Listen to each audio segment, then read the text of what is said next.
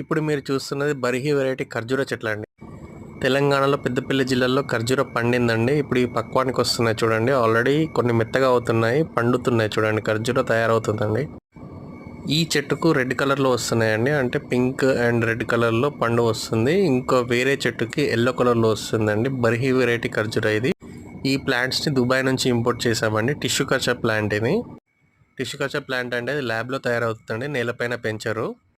మంచి mother plant నుంచి మంచి సెల్ తీసుకొని దాన్ని ల్యాబ్లో ట్యూబ్లో పెంచుతారండి. యాక్చువల్గా టిష్యూ కల్చర్ ప్లాంట్ మన టెస్ట్ ట్యూబ్లో ఏ విధంగా అయితే మనం ప్రయోగం చేస్తామో ఆ విధంగా టెస్ట్ ట్యూబ్లోనే వాళ్ళు ఈ ప్లాంట్ని పెంచుతారండి. అలా 2-3 ఇయర్స్ పెరిగిన తర్వాత అది 1 ఫీట్ హైట్కి వస్తుందండి. జస్ట్ మనకు 1 ఫీట్ మొక్క మాత్రమే వాళ్ళు డెలివరీ చేస్తారు. దాన్ని జాగ్రత్తగా ఇంపోర్ట్ చేసుకొని జాగ్రత్తగా నీళ్ళలో పాతాల్సి ఉంటుంది.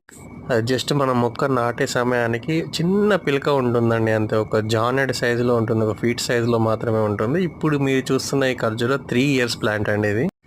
జనరల్గా టిష్యూ కల్చర్ కాకుండా బయట దొరికే ప్లాంట్స్ మనం నాటితే 6 నుంచి 7 సంవత్సరాల టైం పడుతుందండి కాపు రావడానికి. ఇది మాత్రం 3 సంవత్సరాల్లోనే కాపు వస్తుంది. ఇప్పుడు మీరు చూస్తున్నది రెడ్ అండ్ పింక్ కలర్లో కాస్తున్నాయండి. జనరల్గా ఎల్లో కలర్లో కూడా ఉన్నాయి. ఆ ప్లాంట్ కూడా ఉందండి, నెక్స్ట్ వీడియోలో చూపిస్తాను మీకు.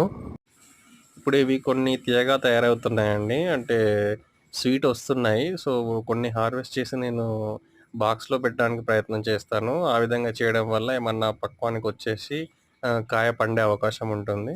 చెట్టు పైన ఉంటే కొంచెం ఎండ వలన అవి ఆల్రెడీ డ్రై అయిపోతున్నాయండి. కొత్తగా ప్లాంటేషన్ చేసాం కదా, అందుకే మేము నేర్చుకుంటున్నామండి. ఇప్పుడు వీటి హార్వెస్ట్ చేస్తున్నాం కదా, వీటిని కాటన్ బాక్స్లో పెట్టేసి చూస్తానండి, అబ్జర్వ్ చేస్తాను. డైలీ ఒక్కొక్కటి తీస్తూ ఉంటే దాంట్లో ఏ విధమైన చేంజెస్ ఉన్నాయని నేను మీకు మళ్ళీ వీడియో పెడతాను.